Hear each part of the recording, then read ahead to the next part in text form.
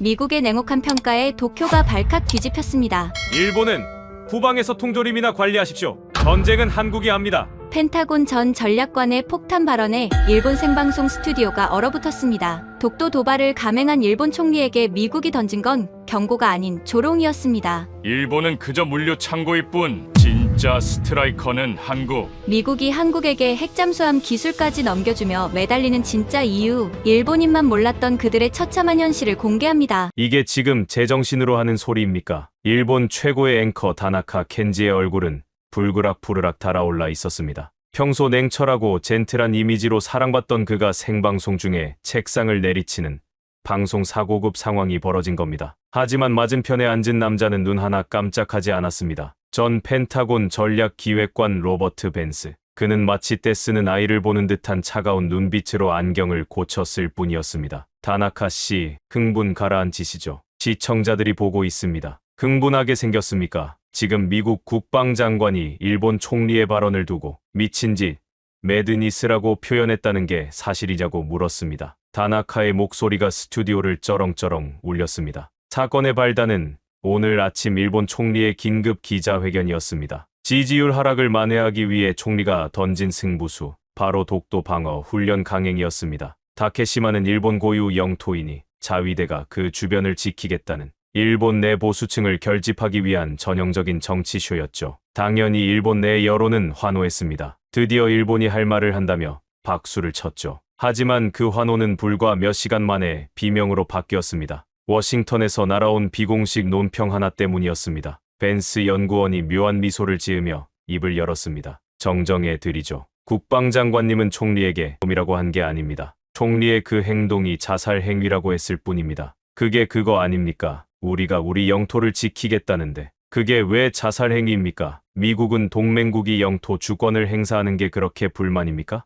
영토 주권, 착각하지 마세요. 벤스의 목소리가 갑자기 낮고 날카롭게 변했습니다. 스튜디오의 공기가 순식간에 얼어붙었습니다. 당신들이 그 섬을 건드리는 건 영토 분쟁을 하는 게 아닙니다. 미 태평양 사령부의 뇌관을 건드리는 겁니다. 다나카 씨, 오늘 총리 회견 직후 백악관 국가안보보좌관이 가장 먼저 전화를 건 곳이 어딘지 아십니까? 총리 관저 같습니까? 다나카 앵커는 흠칫했습니다. 당연히 총리에게 항해 전화를 했을 거라 생각했기 때문입니다. 당연히 우리 외무성이나 관저였겠죠. 틀렸습니다. 서울이었습니다. 그것도 한라인으로 한국 대통령실을 직접 연결했습니다. 왜 그랬을까요? 미국이 할 일이 없어서 한국 대통령에게 안보 전화를 했을까요? 아닙니다. 제발 참아달라. 일본을 우리가 통제하겠다고 빌기 위해서였습니다. 빌었다고요? 미국이 한국에게. 다나카 앵커가 헛웃음을 터뜨렸습니다. 세계 최강대국 미국이 고작 한국 대통령에게 사정을 했다는 말이 도무지 믿기지 않았기 때문입니다. 소설 좀 그만 쓰시죠. 미국이 뭐가 아쉬워서 한국에게 굽신거립니까? 한국이 삐지면 곤란하니까 달래준 거겠죠. 어린애 달래듯이 말입니다. 어린애라. 벤스 연구원은 품 안에서 서류 봉투 하나를 꺼내 테이블 위에 툭 던졌습니다. 붉은색 스탬프가 찍힌 문서, 바로 오메가 프로토콜의 요약본이었습니다. 당신이 말하는 그 어린애가 등을 돌리면 태평양 방어선이 몇 시간 만에 뚫리는지 아십니까? 72시간입니다. 한국이 한미일 공조에서 이탈하는 순간 미국의 인태 전략은 사흘 만에 식물인간이 됩니다. 그래서 미국은 당신들의 그 철없는 독도 도발에 기겁을 하는 겁니다. 한국이라는 핵심 파트너가 판을 엎어버릴까봐. 파트너, 과장이 심하시군요. 진짜 핵심은 우리 일본입니다. 요코스카에 있는 제7함대를 보십시오. 세계 최강의 이지스함 전단이 누구 항구에 있습니까? 우리 일본입니다. 한국이 없어도 미일 동맹만 건재하면 중국 따위는 충분히 막습니다. 다나카 앵커는 핏대를 세우며 반박했습니다. 일본의 해군력과 미국의 칠함대, 이 조합은 천하무적이라는 것이 일본인들의 절대적인 믿음이었으니까요. 하지만 벤스 연구원은 그 말을 기다렸다는 듯 비웃음을 흘렸습니다. 칠함대, 재밌군요. 그 천하무적 칠함대가 한국 없이는 그냥 떠다니는 고철 덩어리라는 걸 아직도 모르십니까? 고철 덩어리라니요. 말 조심하십시오.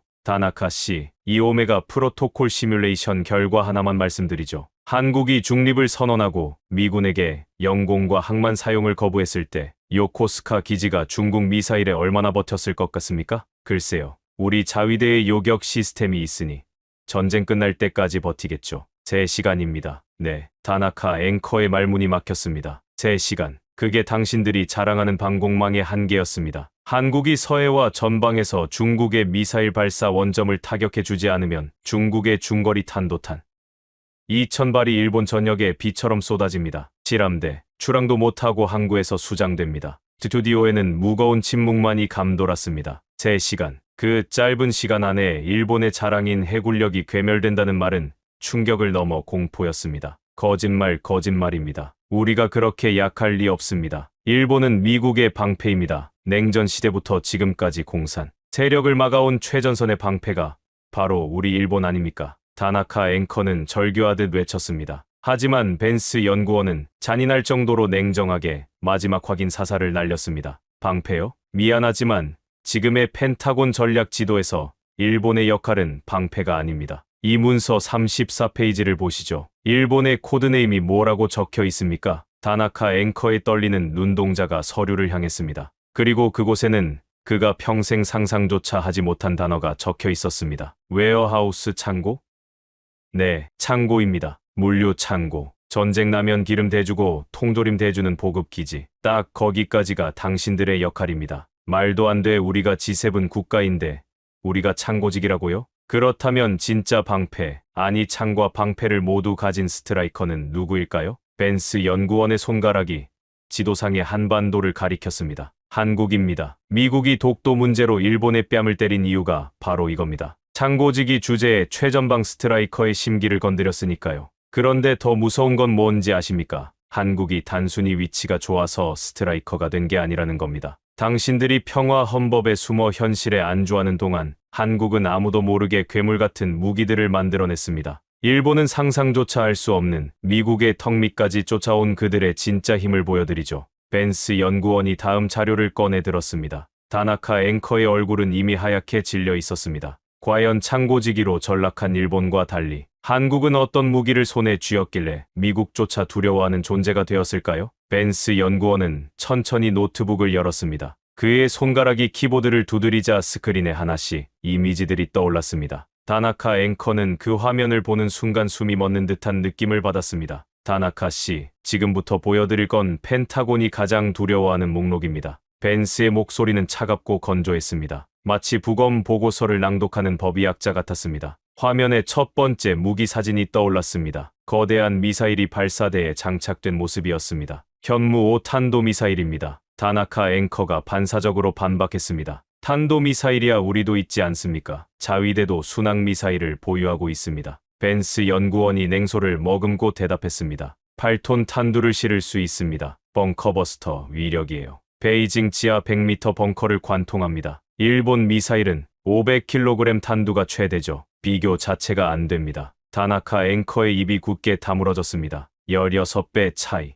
그 숫자가 주는 무게감이 스튜디오를 짓눌렀습니다. 화면이 바뀌었습니다. 이번엔 바다 위를 질주하는 미사일이었습니다. 해성 3 초음속 대함미사일입니다. 마 2.5로 날아갑니다. 중국 항모가 이걸 탐지하고 요격 준비를 완료하는 데 걸리는 시간이 얼마일까요? 다나카 앵커가 조심스럽게 답했습니다. 1분 정도. 17초입니다. 17초요? 네. 17초 안에 요격 못하면 중국 항모는 수장됩니다. 일본 함대는 이걸 막을 방법이 없어요. 속도가 너무 빠르거든요. 일본이 보유한 대함미사일 최고 속도는 9입니다. 거북이와 치타의 차이죠. 화면에 또 다른 무기가 등장했습니다. 미사일 발사대가 여러 개 장착된 차량이었습니다. 전공 2 중거리 방공망입니다. 러시아 S-400과 동급입니다. 그런데 차이점이 뭔지 아십니까? 다나카 앵커는 이제 대답하기가 두려워졌습니다. 한국이 직접 만들었어요. 러시아나 미국한테 사온 게 아니라 국산입니다. 일본은 전량 미국 수입에 의존하죠.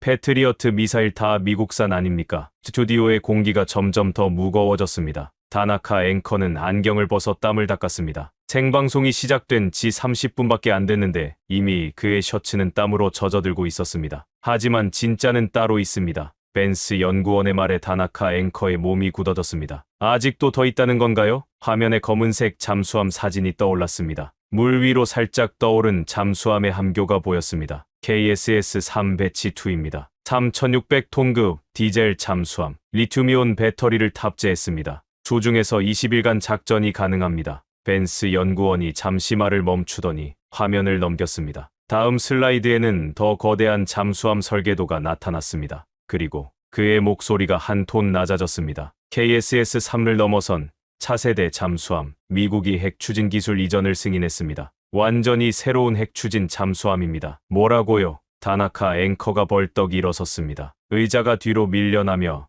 바닥에 쿵 소리를 냈습니다. 핵잠수함으로. 그건 영국, 프랑스 같은 핵보유국만 갖는 거 아닙니까? 한국은 핵도 없는 나라인데 핵잠수함을 준다고요? 벤스 연구원은 전혀 놀라지 않은 표정으로 답했습니다. 한국이 향후 몇 년 내 핵추진 잠수함 4척을 건조합니다. 배 수량 7,000톤급. 중국 핵잠수함 추적 전용이에요. 서해 평균 수심이 44m라는 거 기억하시죠? 그 얕은 바다에서 중국 잠수함을 씨를 말리는 사냥꾼입니다. 다나카 앵커가 떨리는 목소리로 물었습니다. 일본은요? 우리도 신청하면 받을 수 있습니까? 벤스 연구원이 고개를 천천히 저었습니다. 필요 없으니까요. 필요 없다니요. 창고지기한테 핵잠수함은 과분하죠. 통조림이나 잘 관리하면 됩니다. 다나카 앵커의 얼굴이 새하얗게 질렸습니다. 그 말의 의미는 명확했습니다. 일본은 이미 전투원이 아니라는 뜻이었습니다. 벤스 연구원이 다음 슬라이드를 넘겼습니다. 이번엔 대포가 장착된 장갑차 사진이었습니다. 그런데 더 무서운 게 뭔지 아십니까? 한국은 이 무기들을 팔고 있어요. 다나카 앵커가 간신히 목소리를 되찾았습니다. 수출이야 우리도 하지 않습니까? 규모가 다릅니다. 벤스 연구원이 새로운 차트를 띄웠습니다. 막대 그래프가 화면을 가득 채웠습니다. K9 자주포. 폴란드에 672문을 수출했습니다. 계약 금액 15조 원. K2 전차 980대. FA-50 경전투기는 폴란드, 말레이시아, 이라크. 천무 다연장 로켓도 폴란드에 수출됐습니다. 폴란드 육군이 한국 무기로 재편되고 있습니다. 나토 회원국이 한국 무기를 선택한 이유가 뭘까요? 다나카 앵커가 작은 목소리로 답했습니다. 가격이 싸서. 벤스 연구원이 고개를 저었습니다. 실전 검증이 됐기 때문입니다. 우크라이나 전쟁에서 K9이 러시아군을 박살냈어요. 폴란드 장군이 뭐라고 했는지 아십니까? 이 포는 전쟁터에서 살아남은 무기다. 일본 무기는 전쟁터에 가본 적이 없죠. 다나카 앵커는 아무 말도 할 수 없었습니다. 실전. 그 단어가 가진 무게가 너무 컸습니다. 숫자로 보시죠. 벤스 연구원이 다시 차트를 바꿨습니다. 이번엔 2개의 막대가 극명한 대비를 이뤘습니다. 최근 방산 수출액입니다. 한국 177억 달러, 세계 4위입니다. 일본 2억 달러, 88배 차이입니다. 한국은 수출하고 일본은 수입합니다. 누가 진짜 군사 강국입니까?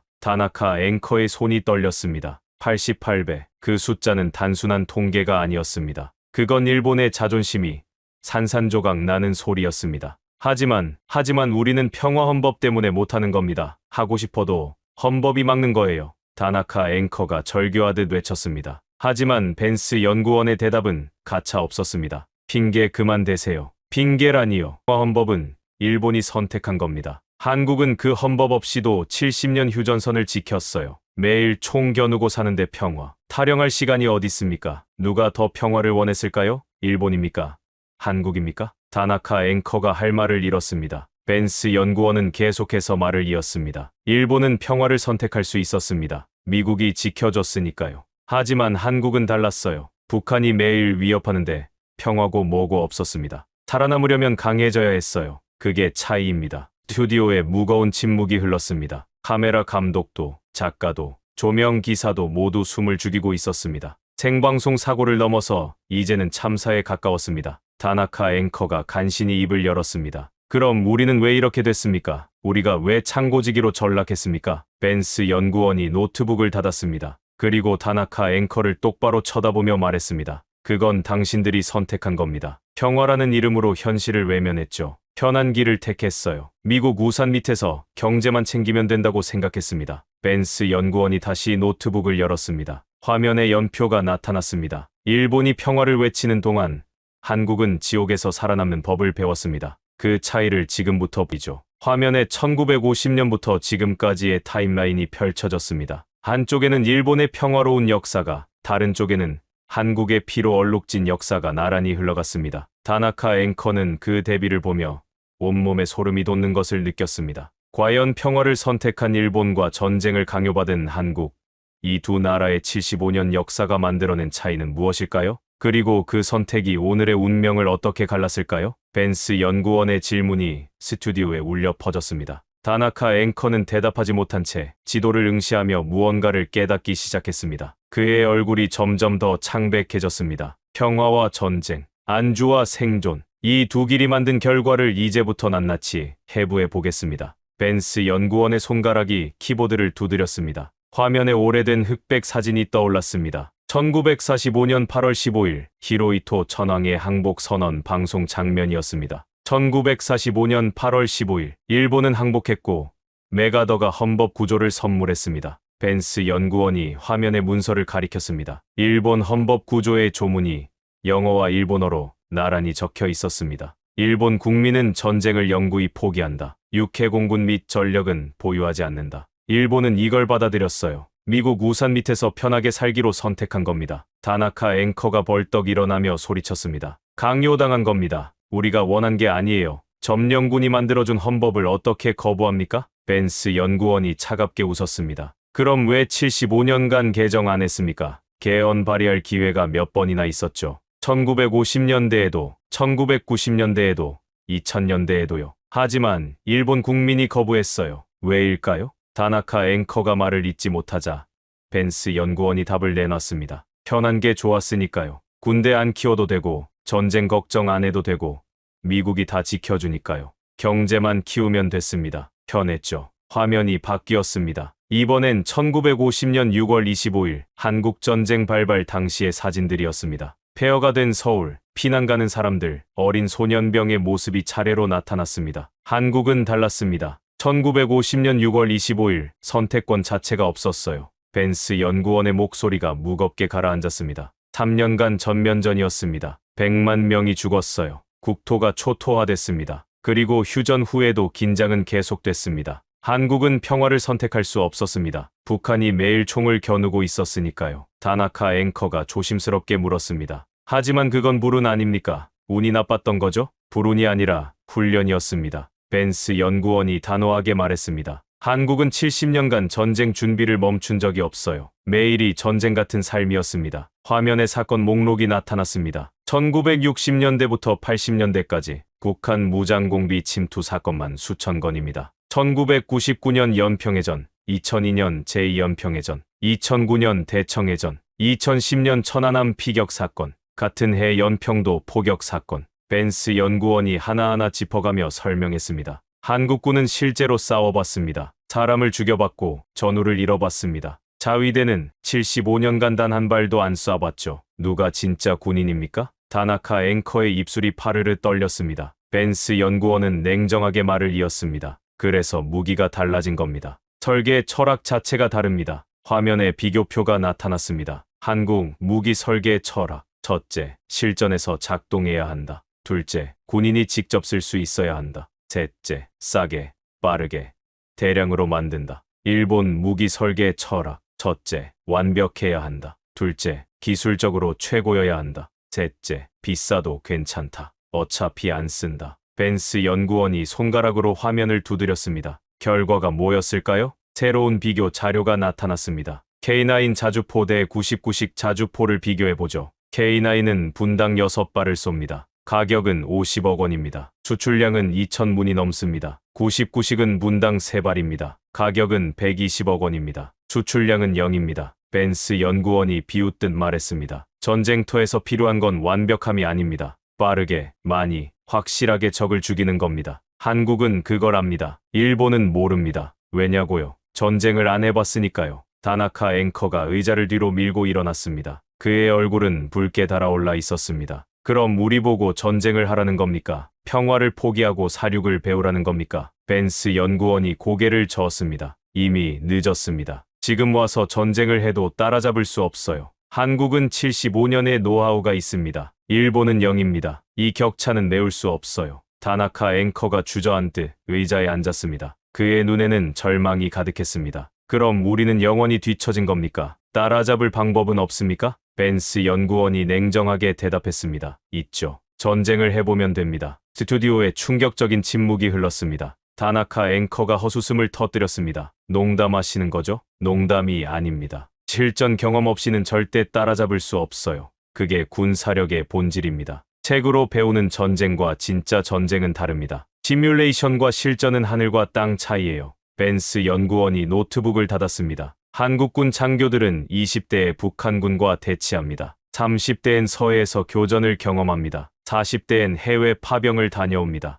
자위대 장교는 40년 복무하고 퇴역할 때까지 한 번도 총을 안 쏴봅니다. 다나카 앵커가 떨리는 목소리로 물었습니다. 그럼 한국은 단순히 무기만 강한 게 아니라는 건가요? 벤스 연구원이 고개를 끄덕였습니다. 이제야 핵심에 다가가시는군요. 한국이 스트라이커인 이유는 무기 때문이 아닙니다. 지리 때문입니다. 화면에 동아시아 지도가 펼쳐졌습니다. 한반도가 붉은색으로 강조돼 있었고 서해가 노란색으로 표시돼 있었습니다. 서해를 보십시오. 여기에 한국의 진짜 가치가 숨어 있습니다. 이 바다가 중국의 심장이거든요. 벤스 연구원의 손가락이 서해를 가리켰습니다. 다나카 앵커는 지도를 응시하며 무언가 깨닫기 시작했습니다. 그의 얼굴이 점점 더 창백해졌습니다. 평화와 전쟁이 만든 차이는 단순히 무기나 경험의 문제가 아닙니다. 바로 지정학적 가치의 차이였죠. 그리고 그 중심에 서해가 있습니다. 벤스 연구원이 지도를 확대했습니다. 서해 전체가 스크린을 가득 채웠습니다. 한국의 서해안과 중국의 동부해안이 마주보고 있었습니다. 서해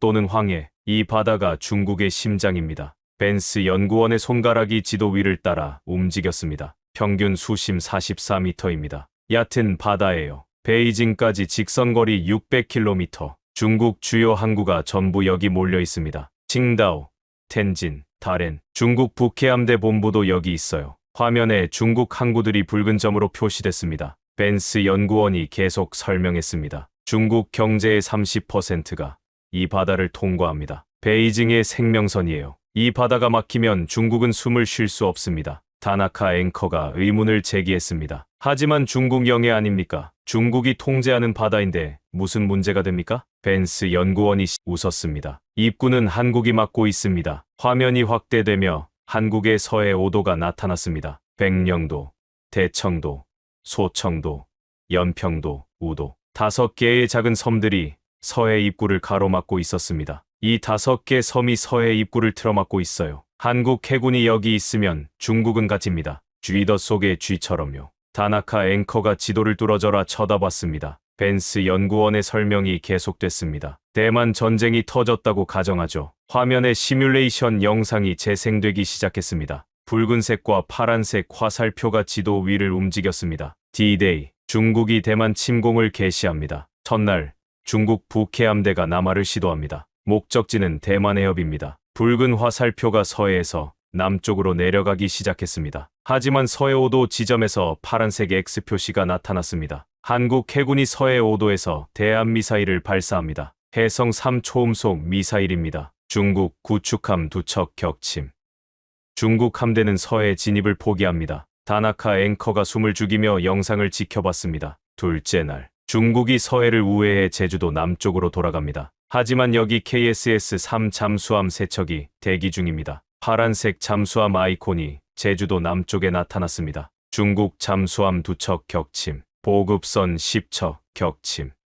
중국 함대는 더 이상 남아할 수 없습니다. 셋째 날, 중국 북해함대 완전 고립. 대만 해협 지원 불가능. 미국 칠함대와 한국 해군이 협공합니다. 중국 수송선 차단 성공. 시뮬레이션이 멈췄습니다. 화면에 큰 글씨가 떠올랐습니다. 72시간 시나리오 완료. 벤스 연구원이 다나카 앵커를 쳐다봤습니다. 이게 72시간 시나리오입니다. 한국이 서해를 막으면 중국은 사흘 만에 무릎 꿇어요. 북해함대 전체가 무력화됩니다. 다나카 앵커가 애써 평정을 유지하며 물었습니다. 일본은 이걸 못합니까? 우리 해상자위대도 강력한데요. 벤스 연구원이 고개를 저었습니다. 불가능합니다. 3가지 이유가 있습니다. 화면에 일본 열도와 서해의 거리가 표시됐습니다. 첫째, 거리입니다. 일본에서 서해까지 1200km입니다. 한국은 0km, 바로 코앞이에요. 일본 함대가 도착할 때쯤 전쟁은 끝나 있습니다. 다나카 앵커가 반박하려 했지만 벤스 연구원이 계속 말했습니다. 둘째, 수심입니다. 서해 평균 수심 44m. 일본 이지스함은 수심 100m 이상이 필요합니다. 너무 얕아서 작전이 불가능해요. 좌초 위험이 큽니다. 화면에 일본 이지스함과 서해 수심 비교 그래프가 나타났습니다. 일본 대형함은 서해에서 움직일 수 없습니다. 하지만 한국 잠수함은 여기 특화돼 있어요. 얕은 바다에서 사냥하는 법을 70년 동안 연습했습니다. 셋째, 경험입니다. 벤스 연구원의 목소리가 한층 무겁게 가라앉았습니다. 한국은 70년간 서해를 지켰습니다. 북한 잠수함 추적 노하우가 있어요. 중국 어선 단속 경험도 수천 건입니다. 1999년 연평해전, 2002년 제2연평해전, 2009년 대청해전, 전부 서해에서 벌어진 실전입니다. 화면의 해전 영상들이 차례로 재생됐습니다. 함포 사격, 폭발, 불타는데 다나카 앵커는 그 장면들을 보며 입술을 깨물었습니다. 일본은 서해에 가본 적도 없습니다. 태도도 없고 경험도 없고 훈련도 안 돼 있어요. 일본 해상자위대가 서해에 투입되면 어떻게 될까요? 벤스 연구원이 잠시 멈췄다가 차갑게 말했습니다. 좌초하거나 격침됩니다. 둘 중 하나예요. 다나카 앵커의 얼굴에서 모든 혈색이 빠져나갔습니다. 그는 물 한 잔을 마시고 떨리는 목소리로 물었습니다. 그럼 우리 해상자위대는 아무 쓸모가 없다는 겁니까? 쓸모는 있죠. 벤스 연구원이 새로운 지도를 띄웠습니다. 태평양 방어입니다. 일본 열도는 태평양의 바다예요. 중국 함대가 태평양으로 나가는 걸 막는 벽입니다. 그게 일본의 역할이에요. 하지만 공격은 못합니다. 중국을 직접 타격할 수 없어요. 헌법 구조가 막고 있습니다. 그리고 지리적으로도 너무 멉니다. 벤스 연구원이 지도 위에 화살표를 그렸습니다. 일본에서 베이징까지 2000km입니다. 한국에서는 600km예요. 미사일 사거리도 다르고 전투기 작전 반경도 다릅니다. 한국은 베이징을 직접 때릴 수 있어요. 일본은 못합니다. 다나카 앵커가 책상을 움켜쥐었습니다. 그의 손마디가 하얗게 질렸습니다. 이제 아시겠습니까? 벤스 연구원이 조용히 물었습니다. 왜 미국이 한국을 스트라이커라 부르는지, 왜 일본을 창고라 부르는지. 지리가 운명을 결정합니다. 일본은 태평양 방파제, 한국은 중국 심장 타격 칼날. 역할이 다릅니다. 다나카 앵커가 고개를 떨구었습니다. 벤스 연구원은 가차없이 마지막 일격을 날렸습니다. 그리고 그 차이를 숫자로 증명한 게 바로 오메가 프로토콜입니다. 다나카 앵커의 고개가 번쩍 들렸습니다. 그 문서에 뭐가 있습니까? 정확히 뭐라고 쓰여 있습니까? 벤스 연구원이 붉은 스탬프가 찍힌 서류 봉투를 천천히 열었습니다. 15개월간 300회 시뮬레이션한 결과입니다. 일본이 절대 알고 싶지 않았던 진실이죠. 서류가 펼쳐졌습니다. 다나카 앵커는 그 내용을 보는 순간 의자에서 미끄러져 내릴 뻔했습니다. 벤스 연구원이 서류 첫 페이지를 넘겼습니다. 제목이 스크린에 크게 투사됐습니다. 오메가 프로토콜, 대만 침공 시나리오 전쟁 시뮬레이션 최종 보고서. 오메가 프로토콜, 최근 15개월간 진행된 전쟁 시뮬레이션입니다. 벤스 연구원이 차분하게 설명을 시작했습니다. 참가국은 5개국입니다. 미국 펜타곤, CIA, NSA, 영국 국방부, 호주 국방군, 일본 방위성, 한국 국방부. 다나카 앵커가 끼어들었습니다. 일본도 참여했다는 겁니까? 우리 방위성이 이 시뮬레이션에 참가했단 말입니까? 네, 일본 방위성 관계자 12명이 참여했습니다. 당신네 정부는 이미 다 압니다. 벤스 연구원이 냉정하게 대답했습니다. 어떻게 진행됐는지 설명하죠. 게임 시뮬레이션입니다. 펜타곤 지하 3층 전략 시뮬레이션 센터에서 진행됐어요. 슈퍼컴퓨터로 계산하고 전문가들이 검증하고 다시 돌리고 또 검증하고 각 시나리오별로 100회씩 총 300회를 반복했습니다. 화면에 시뮬레이션 룸 사진이 나타났습니다. 거대한 스크린과 수십 대의 컴퓨터, 그리고 회의 테이블이 보였습니다. 각국 군사 전문가들이 양쪽 진영을 맡았습니다. 레드팀은 중국, 블루팀은 미국과 동맹국. 실제 전쟁처럼 전술을 짜고 명령을 내리고 결과를 확인합니다. 컴퓨터가 물리 법칙, 날씨, 병력, 무기 성능을 전부 계산해요. 다나카 앵커가 긴장한 표정으로 물었습니다. 그래서 시나리오는 어떻게 구성됐습니까? 시나리오는 간단합니다. 중국의 대만 침공, 그리고 미국의 대응. 변수는 딱 하나였습니다. 벤스 연구원이 잠시 말을 멈추고 다나카 앵커를 쳐다봤습니다. 한국의 협조 수준. 이것만 바꿔가며 300회를 반복했습니다. 한국이 전면 협조하면 어떻게 되나? 한국이 중립이면 어떻게 되나? 한국이 적대하면 어떻게 되나? 모든 경우의 수를 테스트했어요. 다나카 앵커가 침을 삼켰습니다. 벤스 연구원이 첫 번째 시나리오를 펼쳤습니다. 시나리오 1. 한국이 전면적으로 협력하는 경우입니다. 화면에 조건들이 나타났습니다. 한국 해군 서해 봉쇄, 한국 공군 제공권 지원, 한국 기지 미군 사용 허가, 한국 이지스함 대만 해협 파견, 한국 잠수함 중국 함대 추적, 한국 미사일로 중국 본토 타격 지원, 벤스 연구원이 타임라인을 펼쳤습니다. 시간대별로 보시죠. D-Day, 중국이 대만 침공을 개시합니다. 새벽 4시 미사일 공격으로 시작됩니다. 대만 공군 기지 12곳 타격. 레이더 시설 파괴. 6시간 후 상륙작전 시작. 화면의 지도와 함께 움직이는 화살표들이 나타났습니다. D-Day +1. 한국 해군이 즉시 서해 5도로 이동합니다. 백령도, 연평도에 대한 미사일 배치 완료. 중국 북해함대가 남하를 시도하지만 한국 해군이 차단선을 형성합니다. 중국 구축함 2척이 해성 3 미사일에 격침됩니다. 다나카 앵커가 숨을 죽이며 지켜봤습니다. D-Day +2. 중국 잠수함이 서해를 빠져나가려고 시도합니다. 하지만 한국 잠수함 3척이 제주도 남방에서 대기 중입니다. 중국 잠수함 1척 격침. 나머지는 서해로 후퇴합니다. D-Day +3.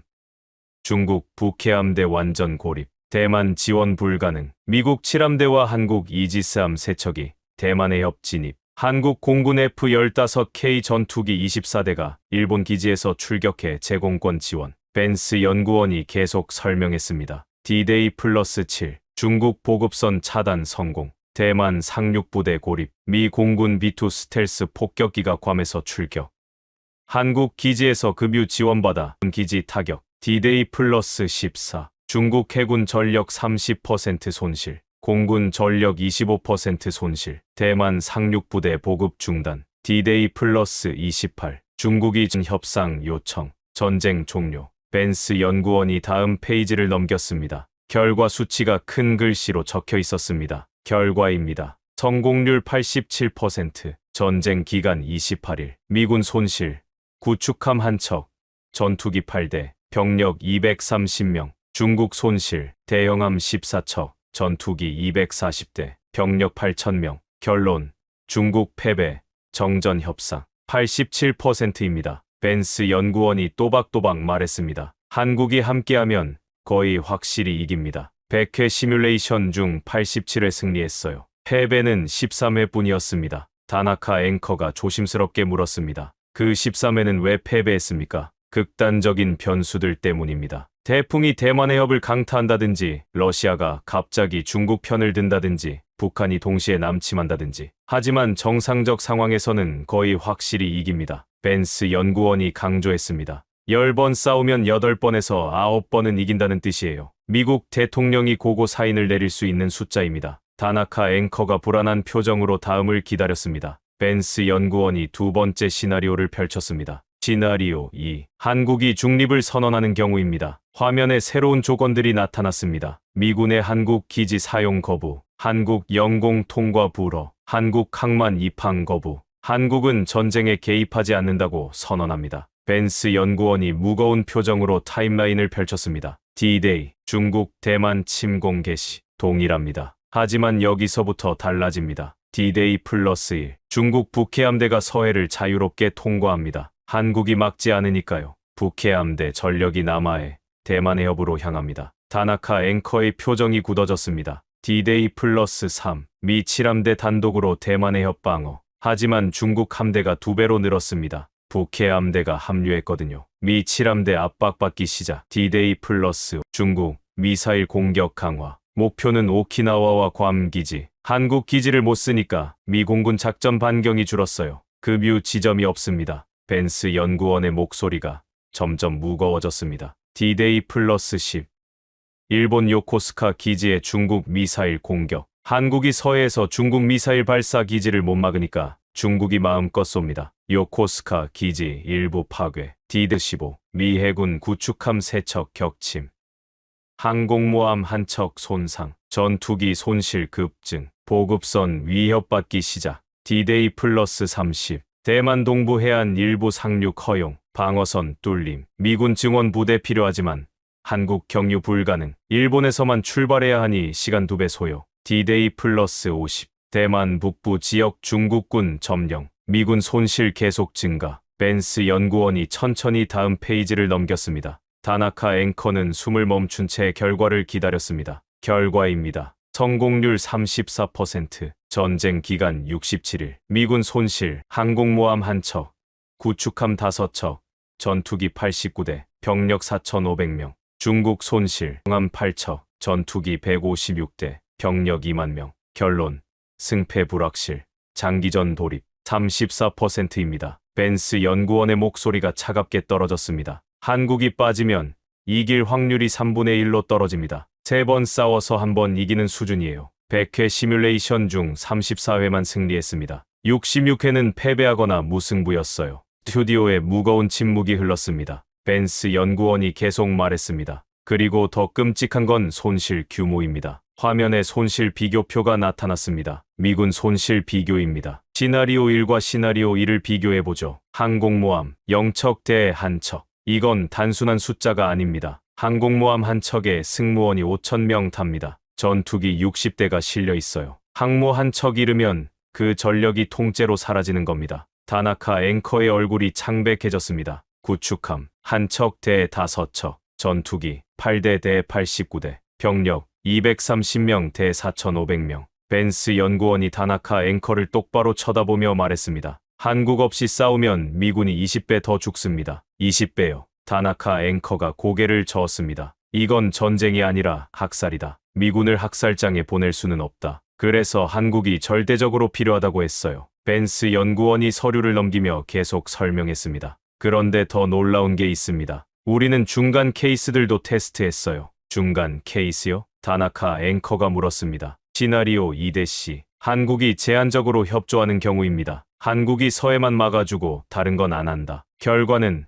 성공률 71%, 서해만 막아줘도 71%예요. 시나리오 2-D. 한국이 일주일 늦게 참전하는 경우, 처음엔 중립이었다가 일주일 후 참전한다. 결과는 성공률 62%, 그래도 34%보단 훨씬 높습니다. 벤스 연구원이 강조했습니다. 무슨 형태로든 한국이 협조하면 승률이 급격히 올라갑니다. 한국이 핵심 변수라는 증거예요. 다나카 앵커의 손이 떨려서 물컵을 제대로 잡을 수 없었습니다. 물이 책상 위로 쏟아졌지만 그는 신경도 쓰지 않았습니다. 벤스 연구원이 마지막 시나리오를 꺼냈습니다. 서류 표지에 붉은 글씨로 경고 문구가 적혀 있었습니다. 최악 시나리오 3. 최악의 시나리오입니다. 다나카 앵커가 떨리는 목소리로 물었습니다. 최악이라니 뭐가 최악입니까? 한국이 등을 돌리는 경우입니다. 벤스 연구원이 서류를 펼쳤습니다. 한국이 중국과 불가침 협정을 맺습니다. 서해를 중국 해군에게 개방합니다. 한국 기지의 미군 철수를 요구합니다. 한국 영공을 미군에게 닫습니다. 다나카 앵커가 벌떡 일어났습니다. 그건 말도 안 됩니다. 한국이 중국 편을 든다고요?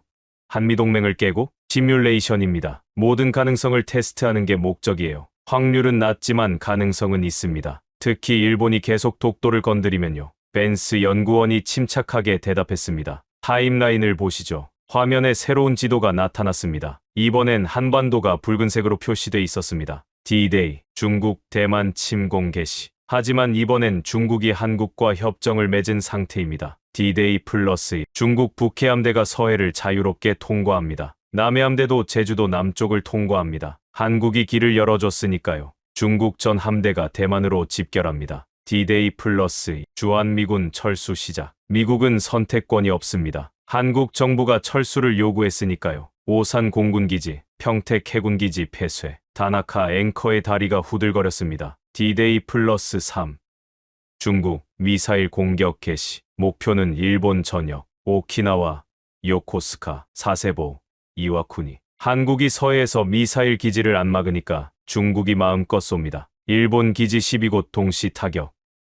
벤스 연구원의 목소리가 얼음장처럼 차가웠습니다. D-Day 플러스 4. 요코스카 기지 큰 피해. 미 7함대 출항 불가능. 일부 함정 항구에서 격침. D-Day 플러스 7. 미국 괌과 하와이에서 증원 시도. 하지만 한국 경유 불가능. 일본 기지도 미사일 공격받는 중. 증원 부대 도착 지연. D-Day 플러스 10. 대만 서부 해안 중국군 대거 상륙. 미 해군 개입 실패. 중국 함대가 압도적 우위. D-Day 플러스 15. 대만 수도 타이베이 포위. 대만 정부 항복 고려. 벤스 연구원이 무거운 침묵 속에 마지막 페이지를 넘겼습니다. 결과를 보시죠. 화면에 충격적인 숫자들이 나타났습니다. 성공률 4%, 전쟁 기간 15일, 미국 패배, 미군 손실, 항공모함 2척, 구축함 8척, 전투기 156대, 병력 12,000명, 주일 미군 기지 심각한 피해. 결론.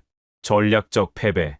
태평양 포기. 4%입니다. 벤스 연구원의 목소리가 얼음장처럼 차가웠습니다. 한국이 등을 돌리면 미국은 집니다. 100번 싸워서 4번 이기는 수준이에요. 그것도 운이 좋을 때만입니다. 100회 시뮬레이션 중 승리는 운이었어요. 96회는 패배했습니다. 다나카 앵커가 주저앉듯 의자에 앉았습니다. 그의 셔츠는 땀으로 흠뻑 젖어 있었습니다. 그 4회는 어떻게 이겼습니까? 다나카 앵커가 간신히 물었습니다. 극단적 행운이 겹쳤을 때만입니다. 중국 함대가 태풍으로 큰 피해를 입는다든지, 중국 내부에 쿠데타가 일어난다든지, 정상적 상황에서는 절대 이길 수 없어요. 벤스 연구원이 단호하게 말했습니다. 요코스카 기지가 3시간 만에 무너지고, 대만은 2주일 만에 함락되고, 미국은 태평양을 잃습니다. 이게 96회 시뮬레이션이 보여준 현실입니다. 벤스 연구원이 서류를 덮었습니다. 일본 방위성 참가자들이 이 결과를 보고 뭐라고 했는지 아십니까? 다나카 앵커가 고개를 저었습니다. 처음엔 거짓말이라고 했습니다. 한국이 그렇게 중요할 리 없다고요.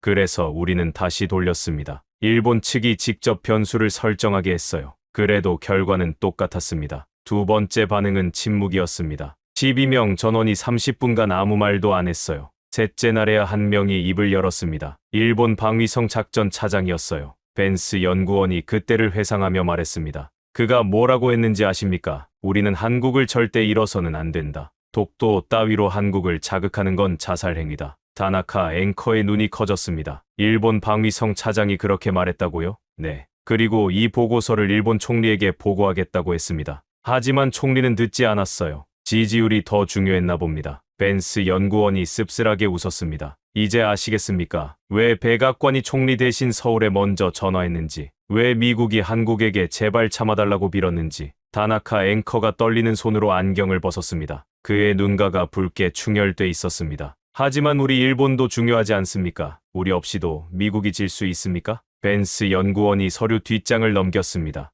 테스트해봤습니다. 다나카 앵커의 눈이 커졌습니다. 시나리오 2-B입니다. 한국은 협력, 일본은 중립. 화면에 새로운 시나리오가 나타났습니다. 일본이 미군 기지 제공을 거부합니다. 자위대가 작전에 불참합니다. 일본 영공을 닫습니다. 한국만 협력하고 일본은 빠지는 겁니다. 벤스 연구원이 결과를 읽었습니다. 성공률 79%, 전쟁 기간 32일, 미군 손실, 구축함 2척, 전투기 15대, 중국 손실, 대형함 12척, 전투기 198대. 결론, 미국 승리. 일본이 빠져도 79%입니다. 벤스 연구원의 말에 다나카 앵커의 몸이 흔들렸습니다. 한국만 있으면 충분히 이길 수 있어요. 87%가 79%로 8%포인트 떨어지지만 여전히 높습니다. 일본의 가치는 8%예요. 다나카 앵커가 말을 잃었습니다. 벤스 연구원이 마지막 일격을 날렸습니다. 반대 경우는 테스트 안 했습니다.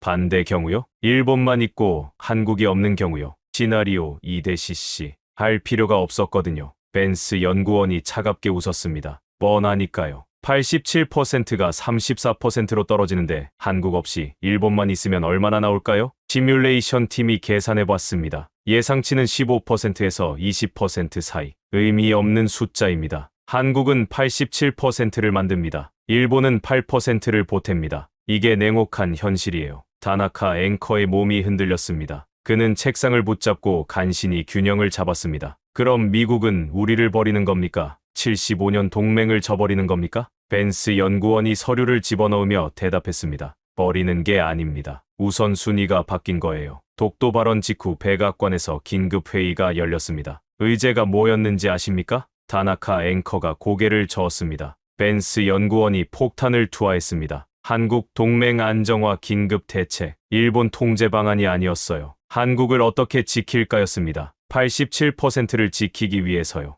벤스 연구원이 새로운 서류를 꺼냈습니다. 백악관 국가안보회의 로고가 찍힌 문서였습니다. 독도 발언 당일 오후 백악관 상황실에서 NSC 긴급회의가 열렸습니다. 화면에 회의 참석자 명단이 나타났습니다. 대통령, 국무장관, 국방장관, CIA 국장, 인도태평양 사령관, 미국 안보라인 전체가 모였어요. 다나카 앵커가 조심스럽게 물었습니다. 의제가 일본의 독도 도발에 대한 대응 아니었습니까? 벤스 연구원이 고개를 저었습니다. 제목을 그대로 읽어드리죠. 한국 동맹 안정화 긴급 대책. 일본이 아니라 한국이었습니다. 일본을 어떻게 할까가 아니라 한국을 어떻게 지킬까였어요. 다나카 앵커의 얼굴에서 핏기가 빠져나갔습니다. 저는 그 회의에 배석했습니다. 주요 발언을 재구성해드리죠. 벤스 연구원이 메모를 펼쳤습니다. 대통령이 먼저 말했습니다. 한국이 등을 돌리면 우리는 끝이다. 오메가 프로토콜을 봤다. 87%와 4%의 차이를 이해한다. 한국을 잃는 건 옵션이 아니다. 다나카 앵커가 입술을 깨물었습니다. 국방장관이 이어서 말했습니다. 일본에게 명확히 하라. 독도는 미국 문제가 아니다. 한미동맹이 미일동맹보다 우선이다. 그건 우리를 배신하는 겁니다. 다나카 앵커가 소리쳤습니다. 벤스 연구원은 눈 하나 깜짝하지 않았습니다. CIA 국장의 보고입니다. 한국 여론이 악화되고 있습니다. 한미동맹 지지율이 17% 하락했습니다. 중국이 한국에 러브콜을 보내고 있습니다. 벤스 연구원이 다나카 앵커를 쳐다봤습니다. 인도태평양 사령관의 발언이 결정적이었어요. 한국 없이는 작전이 불가능합니다. 서해 봉쇄, 대만의 협동시 작전. 일본만으로는 절대 안 됩니다. 회의 결론은 명확했습니다. 한국을 지켜라. 어떤 대가를 치르더라도. 다나카 앵커가 떨리는 목소리로 물었습니다. 어떤 대가라니 설마? 일본을 희생해서라도요. 벤스 연구원의 대답은 단호했습니다. 회의 직후 미국이 뭘 했는지 아십니까? 화면에 조치 목록이 나타났습니다. 첫째, 주일 미국 대사를 소환했습니다. 일본 외무성에 비공개 서한을 전달했어요. 내용은 간단했습니다. 독도 발언 즉각 중단. 한국 자극 금지. 다나카 앵커가 고개를 저으며 중얼거렸습니다. 그런 서한은 받은 적 없습니다. 비공개라고 했잖아요. 당신네 총리와 외무상만 봤을 겁니다. 국민한테 알릴 리 없죠. 벤스 연구원이 차갑게 웃었습니다. 둘째, 한국 대통령실에 사과 전화를 했습니다. 일본을 통제하겠다고 약속했어요. 한미 군사훈련 확대를 발표했습니다. 방위비 협상도 조기 타결했습니다. 셋째, UK 논의를 시작했습니다. 한국 무기 수출 규제를 완화했어요. 그리고 결정적으로 벤스 연구원이 잠시 멈췄다가 말했습니다. 핵 추진 잠수함 기술 이전을 승인했습니다. 다나카 앵커가 책상을 내리쳤습니다. 그건 영국, 호주만 받은 기술 아닙니까? 왜 한국에게만? 필요하니까요. 중국 핵잠수함을 막으려면 한국이 핵잠수함을 가져야 합니다. 일본은 필요 없어요. 어차피 서해에 못 갑니다. 벤스 연구원이 단호하게 말했습니다. 모든 신호는 명확합니다. 미국은 한국을 선택했어요. 일본이 아니라요. 다나카 앵커가 주저앉았습니다. 그의 목소리는 이제 간신히 들릴 정도로 작아졌습니다. 우리를 버린 겁니까? 75년 동맹을 저버린 겁니까? 벤스 연구원이 고개를 저었습니다. 버린 게 아닙니다. 재배치한 거예요. 재배치요? 1945년 이후 75년간 미일동맹이 중심이었습니다. 일본이 퍼스트 파트너였어요. 하지만 지금은 다릅니다. 벤스 연구원이 화면에 새로운 동맹 구조도를 띄웠습니다. 지금부터는 한미동맹이 중심입니다. 한국이 퍼스트 파트너예요. 일본은 세컨드입니다. 다나카 앵커의 눈에서 눈물이 흘러내렸습니다. 그는 안경을 벗고 눈을 닦았습니다. 왜입니까? 우리가 뭘 잘못했습니까? 벤스 연구원이 잠시 침묵하다가 대답했습니다. 잘못한 게 아닙니다. 세상이 변한 거예요. 냉전 시대엔 일본이 중요했습니다. 소련을 막는 방파제였으니까요. 하지만 지금은 중국 시대입니다. 중국을 막으려면 한국이 필요해요. 지리가 운명을 바꿨습니다. 일본은 중국과 너무 멉니다. 한국은 바로 옆이에요. 미국은 냉정하게 계산했습니다. 누가 더 쓸모 있는가? 답은 한국이었습니다. 다나카 앵커가 고개를 떨구었습니다. 벤스 연구원이 마지막 말을 덧붙였습니다. 그리고 일본이 스스로 선택한 길이기도 합니다. 평화헌법, 전쟁 포기, 군사력 제한, 전부 일본이 선택했어요. 편한 길을 걸었습니다. 하지만 한국은 지옥길을 걸었어요. 그 차이가 지금 나타난 겁니다. 스튜디오에 무거운 침묵이 흘렀습니다. 다나카 앵커는 더 이상 아무 말도 하지 않았습니다. 벤스 연구원이 조용히 말했습니다. 역사가 바뀌고 있습니다. 75년 만에 처음으로요. 벤스 연구원이 노트북에서 오래된 사진을 꺼냈습니다. 1945년 8월 15일 일본 국민들이 라디오 앞에 모여 천황의 항복 방송을 듣는 장면이었습니다. 1945년 8월 15일 일본은 패망했고 한국은 해방됐습니다. 다음 사진이 나타났습니다. 같은 날 한반도에서 만세를 부르는 사람들의 모습이었습니다. 그때 상황을 비교해보죠. 화면이 둘로 나뉘었습니다. 한쪽은 일본,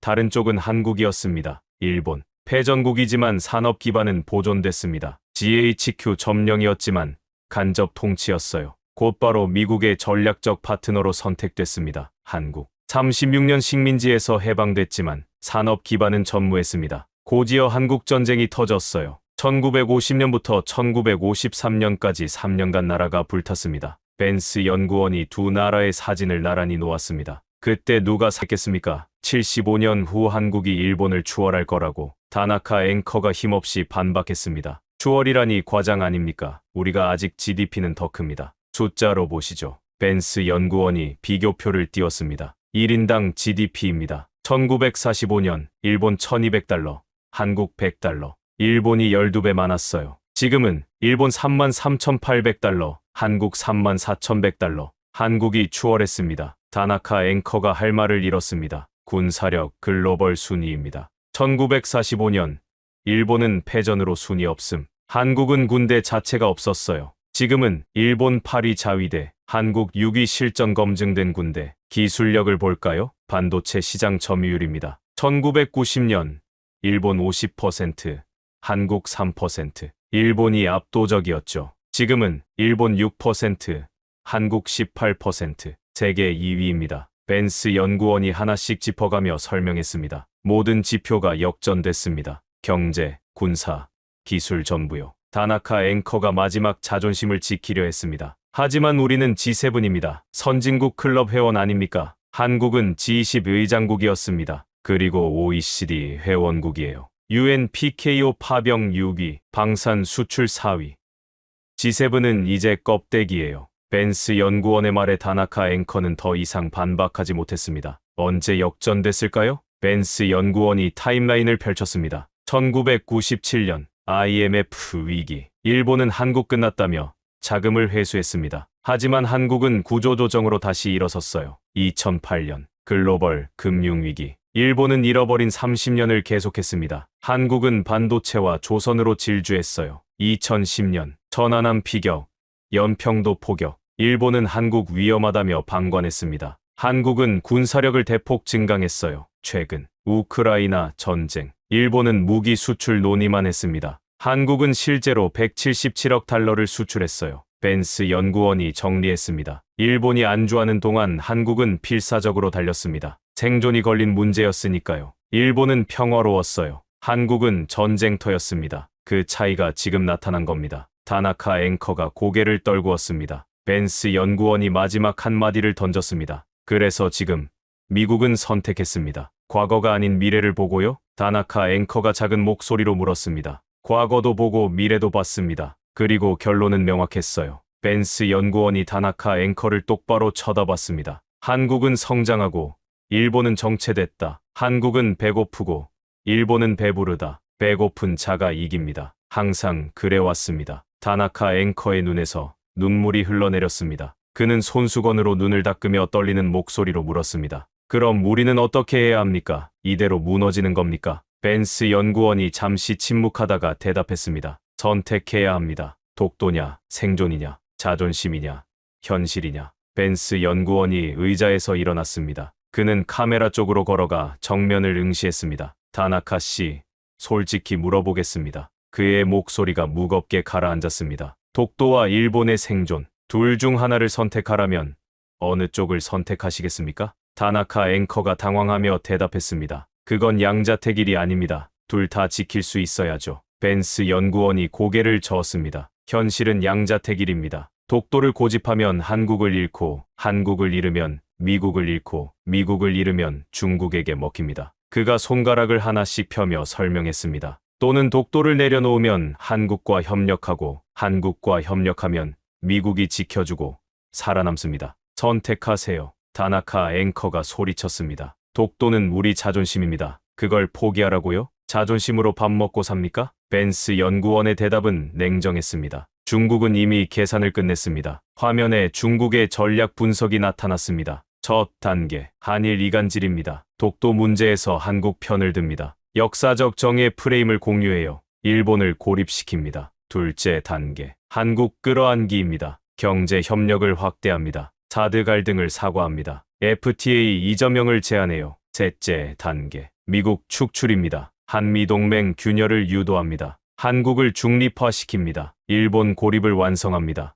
벤스 연구원이 다나카 앵커를 쳐다봤습니다. 중국이 보기에 일본은 이미 끝난 나라입니다. 독도로 스스로 무덤을 파고 있으니까요. 다나카 앵커가 반박하려 했지만 벤스 연구원이 막았습니다. 이미 시작됐습니다. 구체적 증거를 보시죠. 화면에 통계가 나타났습니다. 일본 관광객 감소, 최근 대비 마이너스 23%, 일본 투자 축소, 5년간 마이너스 40%, 한일 군사정보 협력 중단 위기, 일본 상품 불매 여론, 일본이 손해보고 있어요. 한국은 아닙니다. 한국은 다른 시장을 찾았습니다. 중국, 동남아, 중동으로요. 벤스 연구원이 카메라를 정면으로 응시했습니다. 일본 정부에 말합니다. 그의 목소리가 한층 무겁게 가라앉았습니다. 독도는 바위입니다. 하지만 한미일 동맹은 75년 역사입니다. 바위와 역사, 무엇이 더 중요합니까? 한국을 적으로 만들면 중국에게 선물하는 겁니다. 그리고 일본은 홀로 남습니다. 중국과 북한 사이에서 아무도 지켜주지 않는 섬나라로. 벤스 연구원이 잠시 멈췄다가 단호하게 말했습니다. 선택하십시오.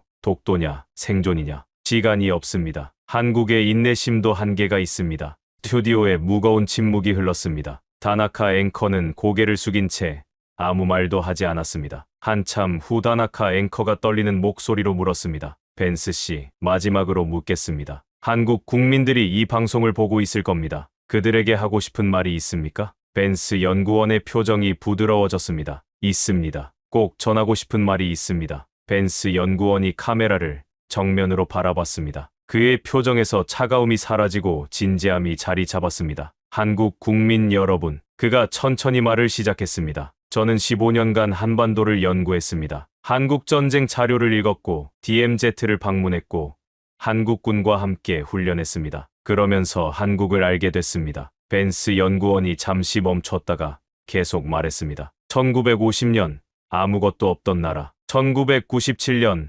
IMF로 무너진 나라, 지금 세계 6위 군사강국. 여러분은 기적을 만들었습니다. 그의 목소리에 감정이 묻어났습니다. 오메가 프로토콜의 87%. 그건 숫자가 아닙니다. 여러분의 가치입니다. 여러분 없이는 우리가 이길 수 없다는 인정입니다. 벤스 연구원이 잠시 멈췄다가 진심을 담아 말했습니다. 부디 그것을 기억해 주십시오. 미국은 여러분을 필요로 합니다. 그리고 존중합니다. 스트라이커는 단순한 호칭이 아닙니다. 여러분의 정체성입니다. 다나카 앵커가 고개를 들었습니다. 그의 눈가는 여전히 붉게 충혈돼 있었습니다. 한미 동맹 75년. 이제 새로운 장이 시작됩니다. 벤스 연구원이 말을 이었습니다. 과거엔 미국이 한국을 보호했습니다. 현재는 함께 싸웁니다. 미래는 한국이 전방을 책임지고 미국이 지원합니다. 이것이 진짜 동맹입니다. 그가 다나카 앵커를 바라봤습니다. 일본도 여기 합류하길 바랍니다. 독도를 내려놓고 현실을 직시하고 함께 중국을 막는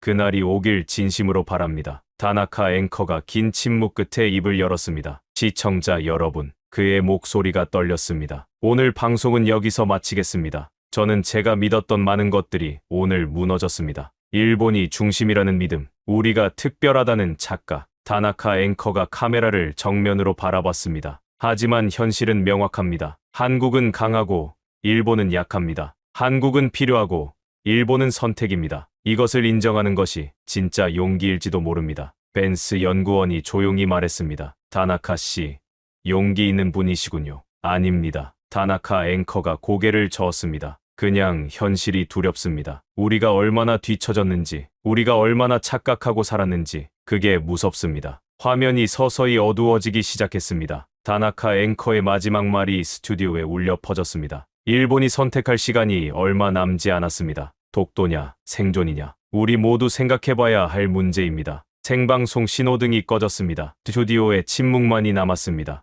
벤스 연구원이 서류를 정리하며 일어섰습니다. 다나카 앵커는 여전히 의자에 앉아 멍하니 허공을 바라보고 있었습니다. 그날 밤 일본 전역이 충격에 빠졌습니다. 소셜미디어는 생방송 영상으로 도배됐습니다. 어떤 이들은 벤스 연구원을 비난했고 어떤 이들은 현실을 직시해야 한다고 외쳤습니다. 하지만 한 가지는 명확했습니다. 오메가 프로토콜이 폭로된 이 순간부터 동아시아의 판도는 돌이킬 수 없이 바뀌기 시작했다는 것. 그리고 그 중심에는 한국이 서 있었습니다. 87%. 그 숫자는 이제 한국의 전략적 가치를 상징하는 코드가 됐습니다. 창고지기와 스트라이커. 그 냉혹한 구분은 새로운 시대의 시작을 알리는 신호탄이었습니다. 지금까지 일본 생방송 스튜디오에서 벌어진 충격적인 논쟁의 전말을 들어보셨습니다. 오메가 프로토콜이 밝힌 87%대 4%의 진실, 한국 없이는 미국도 질 수밖에 없다는 냉혹한 현실. 이 이야기가 우리에게 주는 교훈은 명확합니다. 한국의 전략적 가치는 더 이상 선택이 아닌 필수입니다.